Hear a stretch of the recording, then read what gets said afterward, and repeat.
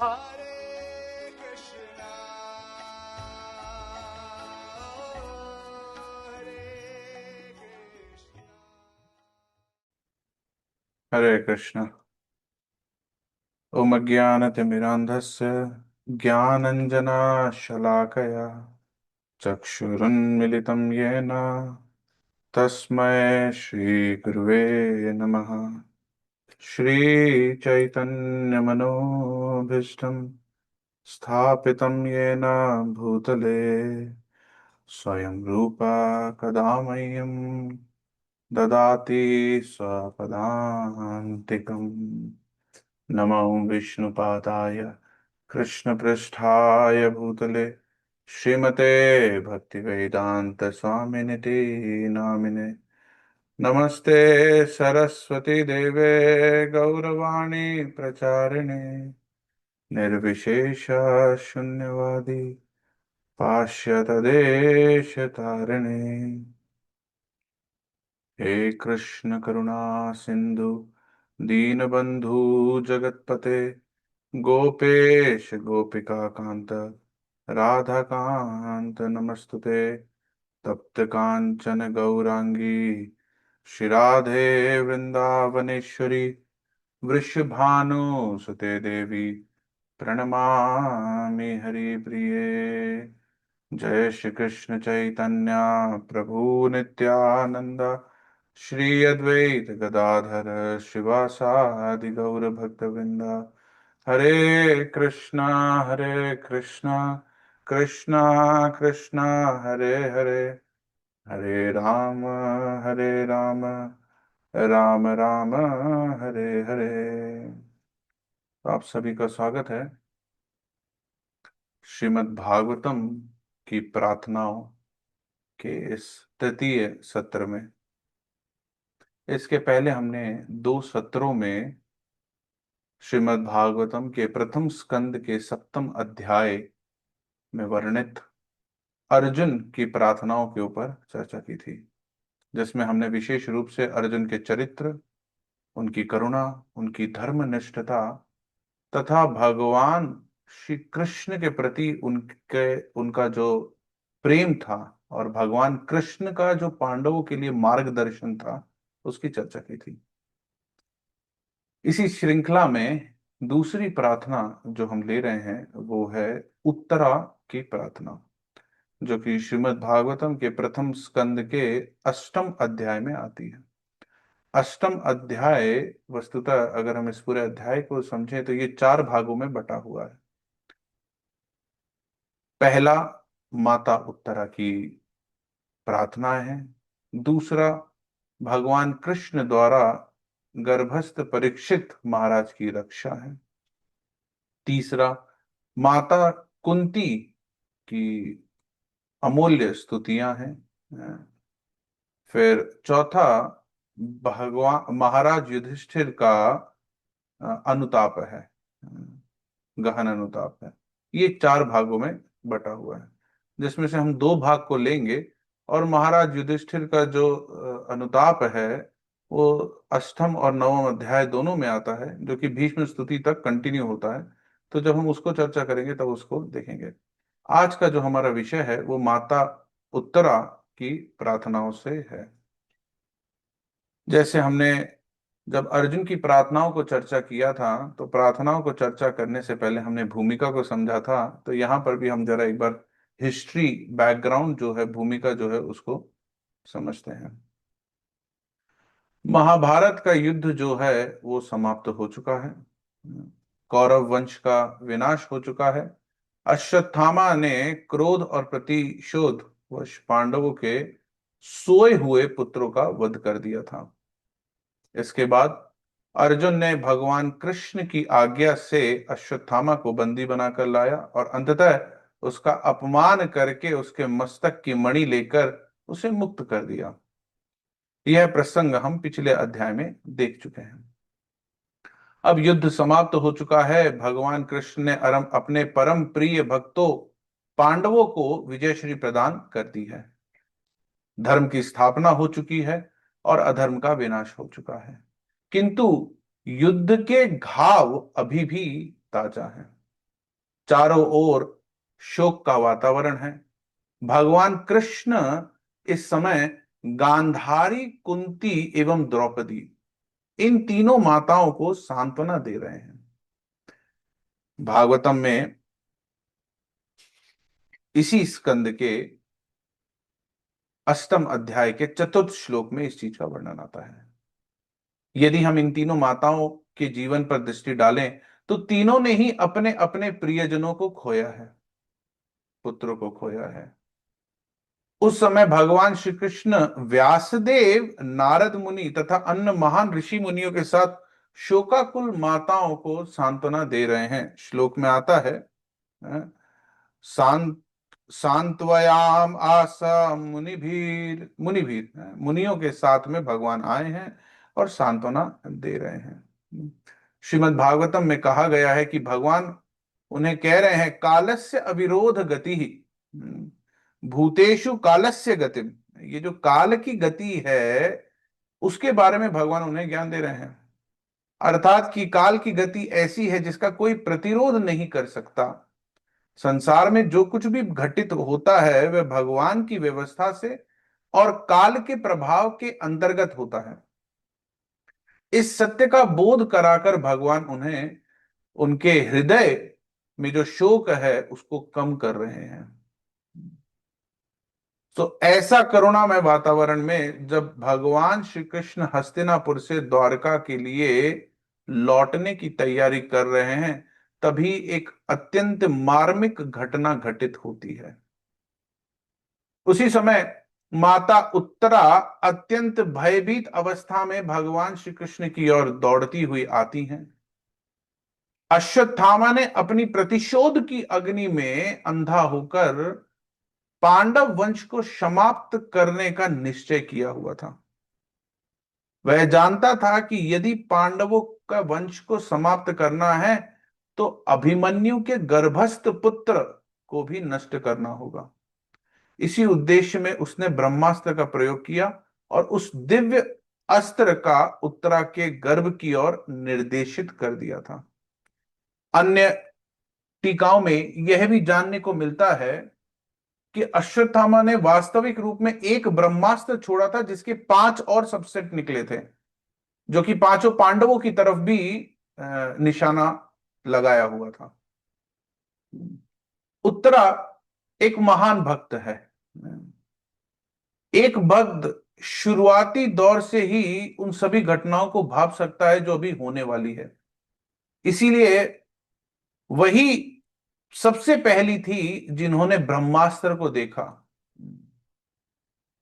उत्तरा ने 2 प्रार्थनाएं दी हैं, खाली 2, सबसे छोटी प्रार्थना, 2 श्लोक की प्रार्थना, 9वां श्लोक और 10वां श्लोक। 10वें श्लोक में उत्तरा बताती हैं, अभी द्रवती माम ईशा। वो देख पा रही, अभी द्रवती, वो देख पा रही है कि उसको ब्रह्मास्त्र को देख पा रही है, जो कि धातु के ढांचे वाला यह बाण उत्तरा की ओर आ रहा था, इसको वो देख पा रही थी। यहां श्रीमद् भागवतम में हमें एक श्रेष्ठ भक्त के लक्षण का दर्शन होता है।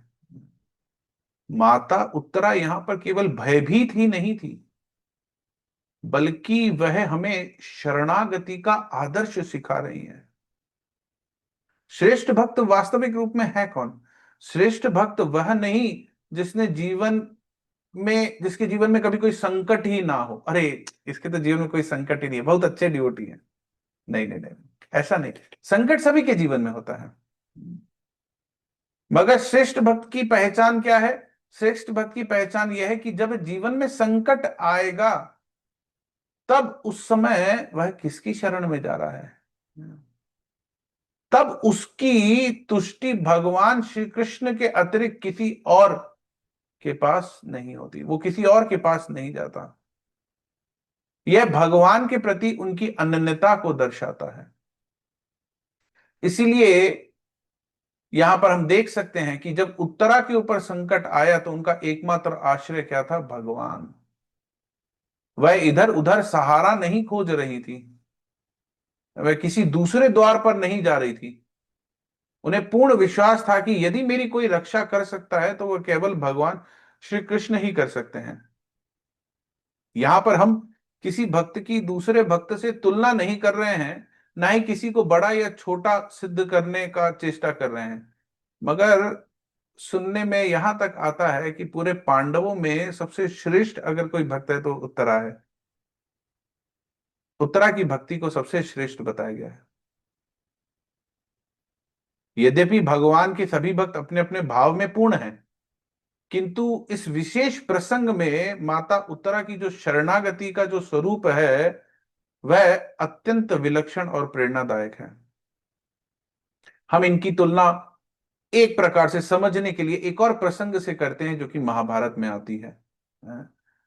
द्रौपदी का चीरहरण हो रहा था, तब प्रारंभ में उन्होंने सभा में उपस्थित बड़ों से न्याय की आशा की। उन्होंने सर्वप्रथम महाराज धृतराष्ट्र की ओर देखा, उनसे प्रार्थना की कि भाई वो राजा है, एक राजा अपने प्रजा में अन्याय होते हुए कैसे देख सकता है। यद्यपि वो अंधे हैं मगर उन्हें मेरी पुकार सुनाई तो दे रही है, तो वो मुझे रिस्पॉन्ड करेंगे। बट धृतराष्ट्र ने कुछ रिस्पॉन्ड नहीं किया। फिर उन्होंने सोचा कि चलो ठीक है, ये मान लिया ये बाहर और अंदर दोनों से ही अंधे हैं। उन्होंने भीष्म पितामह की ओर देखा, कहा कि ये तो धर्म के स्तंभ हैं, ये तो सत्य और सदाचार की प्रतिमूर्ति हैं, इनसे मैं न्याय की उम्मीद कर सकती हूं। मगर भीष्म पितामह ने भी कुछ न्याय नहीं दिया। फिर उन्होंने गुरु द्रोण की तरफ देखा, कहा ये तो गुरु है, गुरु के लिए क्या कौरव क्या पांडव सभी शिष्य समान होते हैं, और गुरु अपने शिष्य को कभी अन्याय करते हुए नहीं देख सकता। गुरु द्रोण भी चुप थे। फिर उन्होंने कृपाचार्य की तरफ देखा, अपने पतियों की तरफ गई, सभी के पास गई। जब सभी असहाय स्थिति में उन्हें दिखे, तब वह पुनः कृपाचार्य के पास गई और कहा भाई आपके तो नाम में कृपा है, जब सभी ने मेरे आशाओं को पानी फेर दिया है, जब सभी कोई भी जना यहां मेरी मदद कृपा करने के लिए तैयार नहीं है, तो आपके नाम में ही कृपा है, आप ही कुछ मार्ग बताएं।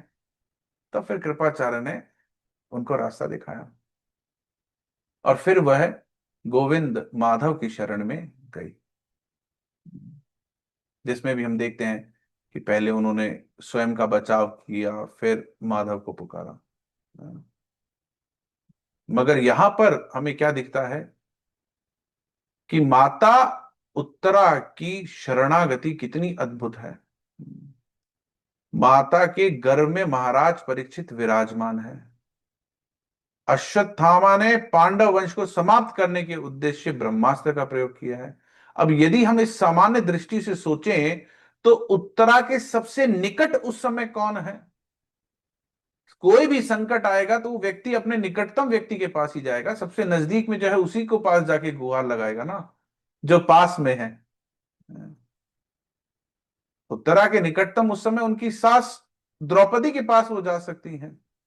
वो महल में ही उपस्थित थी, महल के अंदर ही थी, मगर वो वहां नहीं गई। चलो ठीक है, वो माता कुंती के पास जा सकती थी, वह वहां भी नहीं गई। वह पांडवों के पास जा सकती थी, भीम के पास जा सकती थी, अर्जुन और विशेषकर अर्जुन के पास जा सकती थी। वो तो गांडीवधारी अर्जुन है, उनको तो पता है कि वो तो ब्रह्मास्त्र के ज्ञाता भी हैं, तो वो अपने ससुर के पास अप्रोच कर सकती थी। मगर वो इनमें से किसी के पास नहीं गई। यही भागवत भक्त की विशेषता है। उन्मा उत्तरा ने इनमें से किसी के पास जाना उचित नहीं समझा। आगे इसका वर्णन आएगा क्यों। संकट आया और वह सीधे भगवान कृष्ण के चरणों की तरफ दौड़ी। यही अनन्य शरणागति है उत्तरा की, जो हमें देखने को मिलती है। ये अनन्याश्रय का लक्षण है। भक्त का हृदय कहता है मेरे लिए भगवान के अतिरिक्त दूसरा आश्रय है ही नहीं, कोई भी नहीं है। मेरे लिए केवल एक ही आश्रय है, वो है मेरे भगवान। उस समय उत्तरा श्री कृष्ण की ओर भाग रही थी और डर के मारे कांप रही थी। यहां तक कि उन्हें अपने कपड़ों का भी होश नहीं था। हम बीबीटी की पिक्चर में देखते हैं जब उत्तरा कृष्ण की तरफ जा रही है तो उनके साड़ी वस्त्र जो है वो कैसे लहरा रहे हैं, बिखरे हुए हैं। उन्हें अपने वस्त्र का भी होश नहीं था। डर के कारण वह भगवान को ठीक से बात भी नहीं कर पा रही थी और उन्होंने बस यही शब्द कहे, हे प्रभु कृपया मेरी रक्षा करे, कृपया मेरी रक्षा करे। तो आइए पहले श्लोक से प्रारंभ करते हैं जो उत्तरा की प्रार्थना का है। उत्तरा उवाच पाहि पाहि महायोगिन देव देव जगत्पते ना अन्यम तद अभयम पश्ये यत्र मृत्यु परस्परम। पाहि पाहि महायोगिन, भगवान के पास जाते ही पाहि पाहि भगवान को प्रार्थना कर रही हैं वो, हैं भगवान को कह रही हैं हे भगवान मेरी रक्षा करें, हे भगवान मेरी रक्षा करें। महायोगिन, इतना समय नहीं है। भगवान को महायोगिन कह करके संबोधित कर रही हैं। महायोगी कौन है? महायोगी वह है जो सब कुछ जानता है, जो सबके हृदय हृदय में विराजमान है, जो बिना बताए सब कुछ जान लेता है, जिसको सभी चीजों का ज्ञान है। मानो उत्तरा यहां पर भगवान को कह रही हो हे प्रभु आपको मेरी परिस्थिति बताने की आवश्यकता नहीं है, आप सर्वज्ञ हैं, आप सब कुछ जानते हैं, आप महायोगिन हैं, आप मेरे भय को भी जानते हैं और आप मेरी हृदय की व्यथा को भी जानते हैं। उत्तरा के पास इतना समय नहीं है कि वो भगवान को बैठ के डिटेल बताए कि देखो आपने अश्वत्थामा को ऐसा दंड दिया था, अब अश्वत्थामा प्रतिशोध की अग्नि में वो जो है उसने ब्रह्मास्त्र छोड़ा है और मैं इस ब्रह्मास्त्र को देख पा रही हूं, कृपया कर आप इस ब्रह्मास्त्र का निवारण करें। इतना समय नहीं है, इसलिए शॉर्टकट कैसा कहा? महायोगिन। भगवान जानते थे कि उत्तरा यहां क्यों आई है। पाहि पाहि महायोगिन देव देव जगतपते, हे देवों के देव। भाई ये सब जो पांडव हैं ये भी देव हैं, मगर आप कौन हैं? देवों के देव हैं, आप देवों के देव हैं। देव देव जगतपते, जगतपते क्या संबोधन दिया है भगवान को। बाहरी दृष्टि से देखा जाए तो उत्तरा विधवा स्त्री है। वैदिक सभ्यता में जो विधवा स्त्री होती है उसका ऐसे बाहर, घर के बाहर जो आम पब्लिक है उसमें आना ये इतना शोभनीय कार्य नहीं है। वो भी बिना घूंघट के, मतलब बिना प्रॉपर एटिकेट के, इस तरह से आना शोभनीय नहीं है। और जब कोई जा रहा होता है किसी भी मांगलिक कार्य के लिए, तब फिर ऐसे लोग वैसे भी दूर रहते हैं, कहते हैं नहीं भाई मांगलिक कार्य के लिए जा रहे हैं तो हम अभी वहां नहीं जाते हैं। मगर यहां पर उत्तरा भगवान के पास दौड़ती हुई गई हैं। भगवान जा रहे हैं, सभी ब्राह्मण वहां पर हैं, ऋषि मुनि वहां पर हैं, पांडव वहां पर हैं, भगवान रथ पर आरूढ़ हो चुके हैं, सभी भगवान को विदा देने के लिए वहां पर खड़े हैं, मंगल गीत का उच्चारण गाया जा रहा है और वहां पर उत्तरा ऐसी अवस्था में पहुंचती हैं। देव देव जगतपते भगवान को कह करके संबोधित कर रही है। यद्यपि अभिमन्यु कुरुक्षेत्र में वीर गति को प्राप्त हो चुके हैं, उत्तरा जो है वो विधवा है और पति विहीना स्त्री का जीवन अत्यंत कठिन माना जाता है, लेकिन उत्तरा स्वयं को अनाथ नहीं मानती। वो मानो भगवान को क्या कह रही है? जगतपति। यद्यपि इस सांसारिक दृष्टि में मेरा पति नहीं रहा है, लेकिन मैं अनाथ नहीं हूं। क्यों? क्योंकि आप जगतपति हैं, आप समस्त जगत के स्वामी हैं। आपके होते हुए कोई अनाथ कैसे हो सकता है? विशेषकर आपका भक्त आपके होते हुए अनाथ कैसे हो सकता है? जगतपति, जगन्नाथ हैं आप, पूरे जगत के नाथ हैं, तो आपके होते हुए मैं अकेले कैसे हो सकती हूं? नान्यम तद अभयम पश्ये, हे प्रभु आपके अतिरिक्त मुझे कहीं भी अभय दिखाई नहीं देता। ना अन्यम तद अभयम पश्ये, पश्ये यानी देखना। अभय शब्द बहुत ही महत्वपूर्ण है। अभय कौन दे सकता है? अभय वही दे सकता है जो स्वयं अभय हो। जो स्वयं मृत्यु के अधीन हो वह किसी दूसरे को मृत्यु से कैसे बचा सकता है? जो स्वयं काल के अधीन हो वह दूसरों को काल से कैसे बचाएगा? कठोपनिषद में भगवान के इस अभय मुहूर्त को वर्णन करते हुए श्लोक के माध्यम से बताते हैं, भयादस्याग्नितपति भया तपति सूर्या भया इंद्रश्च वायुश्च मृत्यु धावति पंचमा। भगवान के भय के कारण अग्नि प्रज्वलित है, और भगवान के भय के कारण ही भयात्पति सूर्य, सूर्य तेज दे रहा है, और भगवान के भय के कारण ही इंद्राश्च, इंद्र वर्षा कर रहे हैं, वायु आ रही है, और मृत्यु भी भगवान के भय के कारण ही आ रही है। तो ये समस्त गतिविधियां, ये समस्त देव जितने भी हैं वह भगवान के भय के कारण कार्य कर रहे हैं। तो जो स्वयं भगवान के भय के कारण कार्य कर रहे हैं वह किसी को अभय कैसे दे सकते हैं? इसलिए उत्तरा यहां भगवान को कह रही है, ना अन्यम त्वद अभयम पश्ये।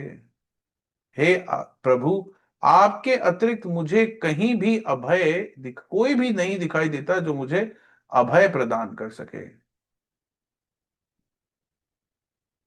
हमें इस संसार में किससे सुरक्षा मांगनी चाहिए? हम लोग खुद ही अपने परिवार को सुरक्षा देने में लगे हैं, नाना प्रकार की चीजों को सुरक्षा देने में लगे हैं। हमें वास्तविक रूप में सुरक्षा मांगनी है तो किससे मांगनी है? कौन हमें सुरक्षा दे सकता है? कोई नहीं। जो हमें सुरक्षा दे रहा है वो खुद भी सुरक्षित है कि नहीं है? जो पंडित हमारी कुंडली बता रहा है उसके खुद के ग्रह, दो चार ग्रह वगैरह सही है कि नहीं है? यद्यपि वो एक साइंस है। तो अभय, यहां हम कोई भी सुरक्षित नहीं है। समय के अधीन सभी हैं। जो स्वयं भयभीत है वह हमें निर्भय कैसे करेगा? जो स्वयं काल के अधीन है वो हमें काल से कैसे बचाएगा? जो मृत्यु के अधीन है वो मृत्यु से कैसे बचाएगा? वो दूसरों को अभय दे ही नहीं सकता। और श्री भगवान को छोड़ करके पूर्ण रूप से अभय कोई नहीं दे सकता है। इसलिए भक्त संसार के सहारों पर निर्भर नहीं होते, वह भगवान के सहारों पर निर्भर होते हैं। प्रहलाद महाराज की कहानी में, प्रहलाद महाराज के प्रसंग में क्षमा चाहते हैं, हमने ये देखा है कि कैसे वह भगवान के ऊपर निर्भर थे। मानो उत्तरा यहां कह रही हो कि हे प्रभु, कृपया यह संदेह ना करें कि जब मेरे ससुर यानी अर्जुन व अन्य वहां मौजूद हैं तो मैं केवल आपकी ही शरण में क्यों ले आई हूं, मैं आपकी शरण क्यों ले रही हूं? इसका उत्तर यह है कि मुझे आपके अलावा और कोई निर्भय नहीं दिखाई देता, क्योंकि सभी लोग यत्र मृत्यु परस्परम, सभी लोग मृत्यु के भय से ग्रस्त हैं। मैं केवल आपकी ही शरण ले सकती हूं, क्योंकि केवल आप ही भय से मुझे मुक्त कर सकते हैं। मेरे ससुर, ये पांडव, अन्य बाकी जितने भी लोग हैं, ये मुझे भय से मुक्त नहीं कर सकते, क्योंकि वे भी नाश और मृत्यु के अधीन है। उनका भी समय आएगा, इसलिए वह मेरी शरणागति के उपयुक्त नहीं है। आगे उत्तरा कहती है, यत्र मृत्यु परस्परम, यही कारण है, नान्यम तद अभयम पश्ये, भगवान के पास हम अभय मांगने के लिए क्यों जाते हैं? क्योंकि बाकी सभी लोग क्या है, यत्र मृत्यु परस्परम, उनकी खुद ही की मृत्यु आ रखी है। वो हमको अभय कैसे देंगे? उनके खुद ही के ऊपर तलवार लटकी हुई है। हाँ, कभी कभी ऐसा होता है कि हम कॉलेज में हमारे मार्क्स पुअर आए या हमारे एक सब्जेक्ट में हम फेल हुए, तो हम किसी से पूछते हैं कि भाई यार मैं तो एक सब्जेक्ट में फेल हो गया, तेरा क्या? वो कहता है मैं दो सब्जेक्ट में फेल हुआ। तो हमको थोड़ा अच्छा लगता है। कि अच्छा है, मेरा मेरा हिसाब किताब बेटर है। क्यों? क्योंकि मैं एक सब्जेक्ट में ही फेल हुआ हूं, ये तो भाई दो सब्जेक्ट में फेल हुआ है। फिर हम दोनों जाकर के किसी और से मिलते हैं, भाई तेरा क्या स्थिति है? वो कहता है मैं चार सब्जेक्ट में फेल हुआ। हम लोग को और अच्छा लगता है, हाँ, हमारी स्थिति बेटर है। तो ये भौतिक संसार है, हमें लगता है हमारी स्थिति बेटर है। यत्र मृत्यु परस्परम, इस भौतिक जगत का स्वभाव ही ऐसा है। इस संसार में प्रत्येक जीव दूसरे जीव के लिए किसी न किसी रूप में मृत्यु का कारण बन सकता है। यहां कोई भी पूर्णतः सुरक्षित नहीं है। आज जो हमारी रक्षा कर रहा है, कल वह स्वयं भी काल के अधीन है। उसके खुद के ऊपर मृत्यु का संकट है। काल उसके सामने भी मृत्यु के रूप में कब खड़ा हो जाएगा उसे पता नहीं। इस संसार में प्रत्येक शरीर काल के अधीन है। श्रील प्रभुपाद अक्सर इस चीज को कोट करते हैं, इस संसार में जीव जीवस्य भोजनम। संसार की स्थिति बताते हुए, एक जीव दूसरे जीव के मृत्यु का कारण है। इसलिए यहां पर यत्र मृत्यु परस्परम, पाहि पाहि महायोगिन देव देव जगतपते, नान्यम तद अभयम पश्ये यत्र मृत्यु परस्परम। यहां पर मृत्यु क्या है? परस्परम है। हे भगवान, मैं आपका शरण ले रही हूं। ऐसे ही एक और उदाहरण आता है जहां भगवान के अभय की बहुत सुंदर चर्चा हो रही है। अगर भगवान के अभय प्रदान करने की चर्चा हो तो उस श्लोक को निश्चित रूप से कोट करना चाहिए। वाल्मीकि रामायण में युद्ध कांड में उस श्लोक का वर्णन आता है। जब विभीषण जो है भगवान राम को शरणागति करते हैं, तब भगवान राम ये श्लोक कहते हैं, सकृद एव प्रपन्नाया तवास्मिति च याचते, अभयम सर्वभूतेभ्यो ददाम्य एतम व्रतम मम। अभयम सर्वभूतेभ्यो ददाम्य एतद व्रतम मम। भगवान व्रत ले रहे हैं। और कहां व्रत ले रहे हैं? जब हम लोग कोई संकल्प लेते हैं तो हम लोग जल को अंजलि में लेते हैं, अंजलि भर जल लेते हैं और उस अंजलि भर जल को लेकर के संकल्प लेते हैं। मगर जब भक्तों को अभय प्रदान करने की बात हो तो भगवान ने हाथ में जल नहीं लिया है। भगवान ने पूरे समुद्र के ऊपर हाथ रख दिया है कि मैं इस पूरे समुद्र को साक्षी मान करके यह संकल्प ले रहा हूं। क्या संकल्प लिया है? अभयम सर्वभूतेभ्यो ददामि एतद व्रतम मम। जो को केवल एक बार मेरी शरण में आकर के ये कह दे, हे प्रभु मैं आपका हूं, मैं उसको समस्त प्राणियों से अभय प्रदान कर देता हूं। ये भगवान का व्रत है। और भगवान का अभय भी देखो कैसा अभय है। भाई आज अगर आप भी किसी को अभय दें, छोटी अवस्था में आप किसी के ऊपर कुछ कृपा करें, तो वो, आप ये तो चाहेंगे ना कि वो आपकी रिस्पेक्ट करें। ये तो ना कहेंगे कि वो कल को आपको ही छड़ी लेकर के दौड़ाना शुरू कर दे, है ना? ऐसा तो अभय नहीं दे। हम दूसरों से अभय दिला सकते हैं हमारी क्षमता के अनुसार, मगर हम अपने आप से अभय कैसे दे दें? मगर यही भगवान की भक्ति और भगवान के बीच में परस्पर प्रेम है। जहां पर भगवान सांसारिक प्राणियों को जो अभय देते हैं वो सांसारिक चीजों से तो नहीं सांसारिक चीजों से तो देते हैं, अपितु अपने आप से भी अभय प्रदान कर देते हैं। भगवान अपने आप से भी अभय प्रदान कर देते हैं। ये भगवान की विशेष एक कृपा है।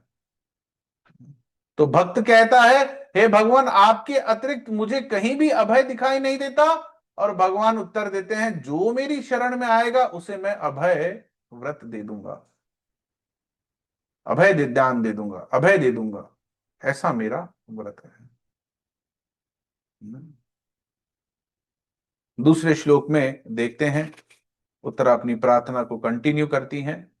आगे कहती हैं, अभिद्रवती मामीशा सरस्तप्ता यशो विभु, कामम दहतु माम नाथ मामे गर्भो निपातयताम अभिद्रवती मामीशा। अब दूसरे श्लोक में उत्तरा अपनी प्रार्थना का कारण बता रही हैं कि वो प्रार्थना क्यों कर रही हैं। विश्वनाथ चक्रवर्ती पाद बताते हैं कि उत्तरा जो है वो देख पा रही हैं, क्या देख पा रही हैं? अभिद्रवती माम ईशा सरस तप्ता यशो विभु, तप्ता यशो विभु, सरस तप्ता यशो विभु, मानो पिघले हुए लोहा, पिघले हुए लोहे के समान जो अग्नि है, एक जलता हुआ पिघला हुआ लोहा जो है वो उत्तरा के पास आ रहा है। वो उत्तरा के पास आ रहा है, ये उत्तरा देख पा रही है। और आगे क्या कह रही है? कामम दहतु मामनाथा, कामम दहतु मामनाथा मामे गर्भो निपात्यताम। अगर आप चाहते हैं कि वो मुझे मारे तो मार लेने दो मुझे, मेरे को, मेरे लिए कोई इच्छा नहीं है, मगर मेरे गर्भ में जो पुत्र है इसकी आप रक्षा करें। गर्भो निपात्यताम। शुद्ध भक्त जब भगवान से प्रार्थना करता है तो वह अपनी इच्छा पूर्ति के लिए प्रार्थना नहीं करता है, वो अपनी इच्छा पूर्ति के लिए प्रार्थना नहीं करता। बहुत सुंदर ये प्रसंग है जिससे हमें ये पता पड़ता है प्रार्थना करनी कैसे चाहिए। प्रभुपाद जी इसको ट्रांसलेट करने के लिए जब करते हैं अंग्रेजी में लिखते हैं, my lord let it burn me personally if you so Dzire. अगर आपकी इच्छा है तो इसको मुझे जला लेने दीजिए, कोई आपत्ति नहीं है। अगर यही आपकी इच्छा है तो जला ले दीजिए, मगर मेरे गर्भ की रक्षा करिए। वो भी क्या? अगर आपकी, यानी हम प्रार्थना में भी भगवान की इच्छा, हम अपने अपनी प्रार्थना अर्पण कर रहे हैं मगर हम क्या कह रहे हैं? भगवान अगर आपकी इच्छा है तो, यानी आपकी इच्छा के विरुद्ध मैं नहीं जाना चाहता, जो आपकी इच्छा है वही होगा। तो जब शुद्ध भक्त भगवान से प्रार्थना करता है अपनी इच्छा पूर्ति करने के लिए नहीं करता है। यद्यपि अपना जो स्टेट है या अपनी जो स्थिति है वो भगवान के सामने नहीं कहेगा तो और किसके सामने कहेगा? वो भगवान को कहता है। कामम दहतु मामना था। शुद्ध भक्त की प्रार्थना के पीछे कोई स्वार्थ नहीं होता। यदि प्रेम में स्वार्थ हो तो वह व्यापार हो सकता है, प्रेम नहीं। इस संसार का प्रेम अधिकांशतः स्वार्थ पर आधारित है। जब तक स्वार्थ सिद्ध होगा तब तक प्रेम दिखाई देगा, स्वार्थ समाप्त तो प्रेम समाप्त। इसी कारण से पिछले श्लोक में उत्तरा कहती है, यत्र मृत्यु परस्परम। जब तक स्वार्थ है तब तक जीव है, स्वार्थ खत्म उस जीव को काट के खा जाएगा, मार देंगे, एक दूसरे के काल स्वरूप बन जाते हैं। क्योंकि प्रत्येक व्यक्ति अपने स्वार्थ की पूर्ति में लगा हुआ है। आज जो हम विश्व भर में युद्ध देख रहे हैं ये भी स्वार्थ के ऊपर ही है। यत्र मृत्यु परस्परम। लेकिन भगवान और भक्त का संबंध भी ऐसा होता है? नहीं, वह प्रेम पे आधारित है, समर्पण पे आधारित है। यहां पर मां उत्तरा ये नहीं कह रही है भगवान से कि हे प्रभु मुझे बचा लीजिए। कामम दहतु मामना था मामे गर्भो निपात्यताम। हे प्रभु आवश्यकता पड़े तो मेरे शरीर को भस्म हो जाने दीजिए, कोई दिक्कत नहीं है, मुझे कोई आपत्ति नहीं है, लेकिन मेरे गर्भ की रक्षा कीजिए। अब ये क्यों कह रही है कि मेरे गर्भ की रक्षा करें? इसको क्या आवश्यकता है? क्या उत्तरा अपने पुत्र के प्रति मोहवश है, यह प्रार्थना कर रही है? नहीं, उत्तरा जानती है कि उनके गर्भ में जो है वो केवल उनका पुत्र नहीं है, वह पांडव वंश का अंतिम दीपक है, वह पांडव वंश का चिराग है। और भगवान स्वयं पांडवों की रक्षा का व्रत ले चुके हैं। भगवान स्वयं पांडवों की रक्षा करने के लिए प्रतिबद्ध है। यही यदि परीक्षित नहीं रहेंगे तो पांडव वंश समाप्त हो जाएगा। भगवान अपने भक्तों की किसी भी स्थिति में रक्षा करते हैं, ये भगवान वचनबद्ध है। तो उत्तरा यहां कह रही है, हे भगवान, मैं अपनी रक्षा नहीं चाहती, मैं तो आपके ही व्रत की रक्षा चाहती हूं, कि आप अपने व्रत की रक्षा करिए, क्योंकि आपने अपने भक्तों की रक्षा करने का संकल्प लिया हुआ है। तो ये मेरे गर्व के ऊपर आक्रमण नहीं है, ये आपकी प्रतिज्ञा के ऊपर आक्रमण है। हे प्रभु, आप इससे रक्षा करिए, आप अपने व्रत की रक्षा करिए। तो इस प्रकार से उत्तरा इन दो श्लोकों से भगवान से प्रार्थना करती है कि ये जो भक्त मेरे गर्भ में है, ये मेरे शरीर से भी ज्यादा कीमती है, मेरे शरीर से भी ज्यादा कीमती चीज है, आप इसकी रक्षा करें। बहुत सुंदर दोनों श्लोक हैं। फिर से एक बार उच्चारण करते हैं दोनों ही श्लोकों का। पाहि पाहि महायोगिन देव देवा जगतपते, नान्यं तद अभयं पश्ये यत्र मृत्यु परस्परम, अभिद्रवती मामीशा सरस्तप्ता यशो विभु, कामं दहतु मां नाथा मामे गर्भो निपात्यताम।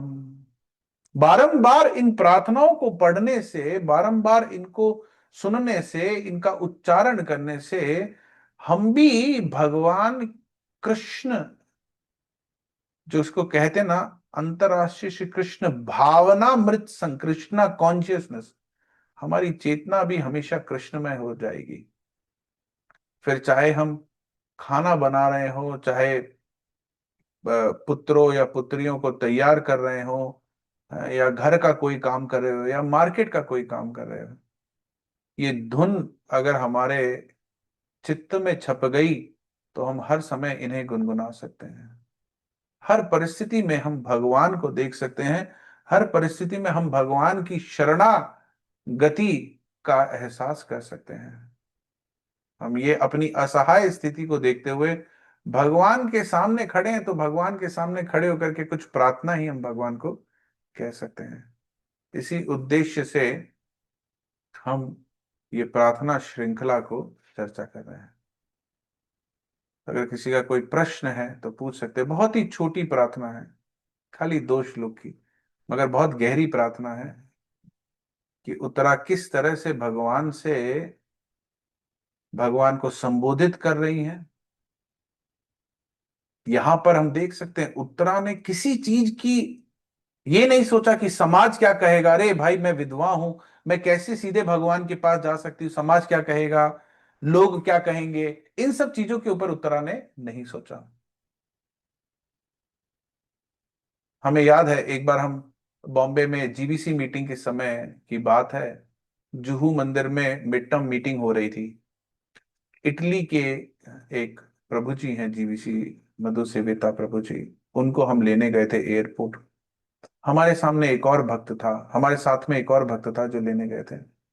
बॉम्बे एयरपोर्ट पे हम पहुंचे, बॉम्बे एयरपोर्ट के अराइवल में हम लोग खड़े थे, फ्लाइट अभी आई नहीं थी, आने ही वाली थी, हम लोग अराइवल पे खड़े थे। एक कोई व्यक्ति विदेश से आया और उसको लेने के लिए उसके परिवार के सभी सदस्य आए हुए थे, और जो परिवार के सदस्य उनको रिसीव करने आए थे उनके साथ उनका एक पेट डॉग भी आया हुआ था। एक एक छोटा सा कुत्ता भी आया हुआ था उनको लेने के लिए।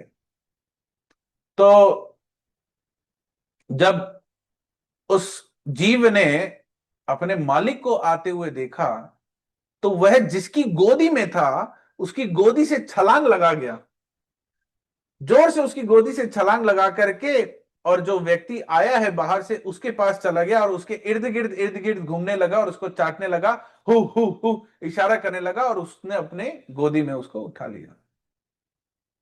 तो जिस भक्त के, सिंपल सा है ये चीज, जिस भक्त के साथ हम गए थे उसने हमसे पूछा कि इससे तुमने क्या सीखा। हमने कहा इनसे क्या सीखेंगे, हमने कहा भाई जान पहचान का होगा कोई और क्या। कहते नहीं, इस तरह से हमें गुरु और कृष्ण के साथ रहना चाहिए, इस तरह से हमें वैष्णवों के संग के साथ रहना चाहिए। कभी कभी हम अपने जिम्मेदारियों के बंधन से, हमारी परिस्थितियों के बंधन से इतने बंधे होते हैं कि हमारे सामने अवसर होता है बट हम उस कार्य को कर नहीं पाते। तो ये जो शैकल्स हैं, उन्होंने वर्ड यूज किया था, शैकल्स ऑफ मटेरियल बॉन्डेज, ये जो बंधन जकड़न है, ये जो बंधन है भौतिक जगत के, कभी कभी हमें इनको तोड़ना पड़ेगा। कभी कभी हमें सो कॉल्ड हमारे लेजीनेस से बाहर निकलना पड़ेगा।